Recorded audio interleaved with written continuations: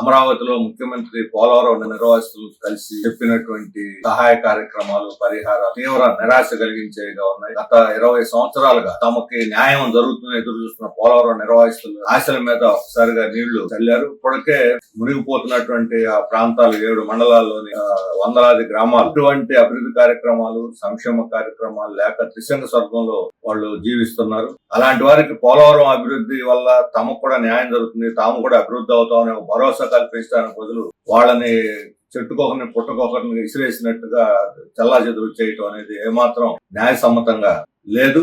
మొత్తం పోలవరం డ్యాం నిర్మాణం పూర్తవుతున్న సందర్భంలో మొదటి దశ, రెండో దశ అనేటువంటి 2 దశలుగా కృత్రిమంగా విభజించి మొదటి దశ సహాయ కార్య పునరావాసం పూర్తి చేస్తాము అని చెప్పడం అని అంటే అత్యధిక నిర్వాసితులకు అన్యాయం చేయడం అవుతుంది. మొత్తం 1,06,000 కుటుంబాలు ఉంటే అందులో మొదటి దశ పేరుతో 38,000 కుటుంబాలను మాత్రమే గుర్తించి అందులో కూడా 26,000 కుటుంబాలకు మాత్రమే ఇప్పుడు సహాయ కార్యక్రమాలు చేస్తూ మిగతా 12,000 కుటుంబాలను కూడా గాలికి వదిలేసి ఇచ్చినటువంటి సహాయం కూడా ఇప్పటికి 3 దఫాలుగా ఇచ్చిందంతా కూడా 2,000 కోట్లు అని చెప్పి ప్రభుత్వం ప్రకటించింది. మొత్తం నిర్వాసితులకు 33,000 కోట్లు అవసరం.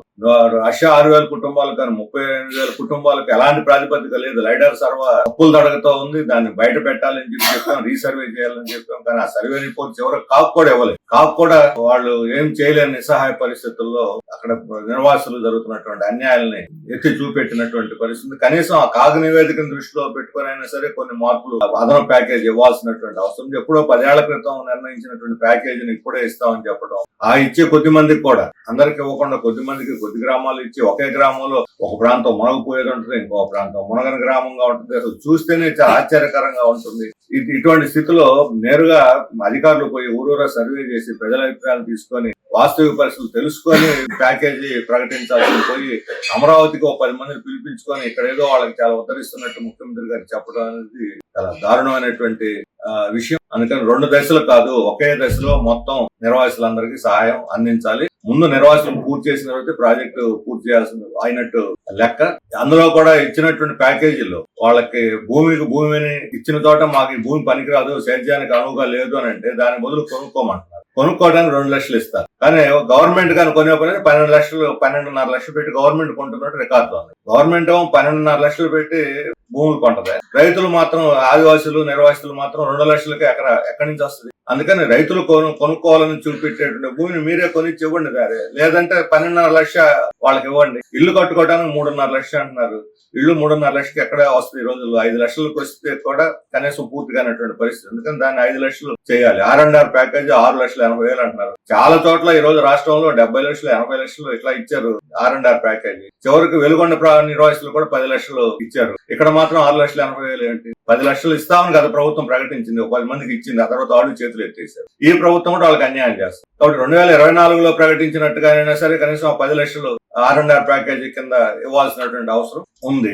ఇవేమీ చేయకుండా వాళ్ళని గ్రామాలు ఖాళీ చేయించేసి మేము నిర్వాసితులకి పూర్తిగా పరిహారం చెల్లించాము, వాళ్ళకి పునరావాసం కల్పించామంటే చాలా అన్యాయం అవుతుంది. మొత్తం కాలనీలు కూడా 75 కాలనీలు అయితే 26 కాలనీలు పూర్తయినా. ఆ 26 కాలనీల్లో కూడా కనీసం మౌలిక సదుపాయాలు లేవు, అక్కడ నివాసయోగ్యంగా లేవు. చాలా మంది పోవటానికి అవి చూసి నిరాకరించారు, మేము అక్కడ పోమని. కొద్దిమందిని బలవంతంగా తరలించారు. అవన్నీ అయిపోయినట్టు లెక్క. పోనీ ఆ కట్టి నీళ్ళైనా బాగున్నాయా? అవి వర్షం వస్తే లీకులు అవుతున్నాయి. పైన టార్పాలు వేసుకొని ఉన్నవాళ్ళు నివసిస్తున్నారు. ఇంతకన్నా అన్యాయం ఉందా? వాళ్ళకి మాత్రం బిల్లులు చెల్లించేశారు. ఇక డ్యాం పరిస్థితికి వచ్చేస్తే డయాఫ్రమ్ వాళ్ళకి 1000 కోట్లు శాంక్షన్ చేశారు. ఎందుకు చేయాలి? ఎవరు దీనికి బాధ్యులు? గత ప్రభుత్వం మీద నెపో నెట్టేసి చేతులు దులుపుకుంటూ సరిపోతుందా? గత ప్రభుత్వం ఈ ప్రభుత్వం అని కాదు. డయాఫ్రమ్ వాళ్ళు చెడిపోవటానికి, ధ్వంసం కావడానికి కారణకులైనటువంటి వాళ్ళ మీద చర్య తీసుకుని వాళ్ళ దగ్గర 1000 కోట్లు వసూలు చేయండి. గత కాంట్రాక్టర్, ఈ కాంట్రాక్టర్ ఎవరు బాధ్యులైతే వాళ్ళని దీని మీద న్యాయ విచారణ జరిపి ఆ 1000 కోట్లు ప్రజల డబ్బు. అది ఎట్లా ఖర్చు పెడతారు? వృధాగా ఎందుకు కాంట్రాక్టర్ కట్టబెడతారు? ఆ డబ్బును మీరు రికవరీ చేయాల్సినటువంటి అవసరం